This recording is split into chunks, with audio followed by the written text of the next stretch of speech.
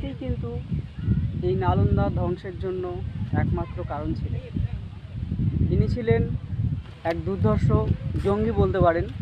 তো আমাদের যে হিন্দু সভ্যতা বা সমাজ সারা পৃথিবীর বুকে যখন বিংশ শতাব্দীর আগে, যখন খ্রিস্টপূর্ব 600 শতাব্দী আগে যখন সারা বিশ্বে পরিগণিত হচ্ছিল, তখন এই দুর্ধর্ষ এই কাফের বলতে পারেন, সে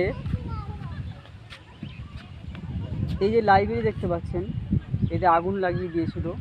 এখানে যে নির্মম যারা পড়াশোনা করতো সেসব নির্মম স্টুডেন্টদেরকে তারা সে হত্যা করেছিল যুদ্ধের মাধ্যমে। কিন্তু তারা কেউ অস্ত্র দ্বারা যুদ্ধের জন্য সজ্জিত ছিল না, এবং অতর্কিত এক বিশাল আন্দোলনের মাধ্যমে এই জায়গাটা তিনি একবারে খান্ডার বানিয়ে রেখে দিয়েছিলেন। এবার পিছনে যে জায়গাটা দেখতে পাচ্ছেন, এটা হচ্ছে একটি লাইব্রেরি, 6 তলা বিশিষ্ট।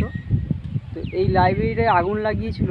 এই লাইব্রেরির আগুন 3 মাস ধরে জ্বলেছিল। 3 মাস ধরেই লাইব্রেরির আগুন একভাবে জ্বলেছিল, এবং এতে অনেক নথি, আমাদের ধর্মশাস্ত্র অধ্যয়ন, এসব ইম্পর্টেন্ট নথি ছিল। সেই নথিগুলো ধরেন জ্বলে পুরো শেষ হয়ে গেছিলো, এবং তারপর থেকে নালন্দার ইতিহাসের কালো অধ্যায়ের সূচনা হয়।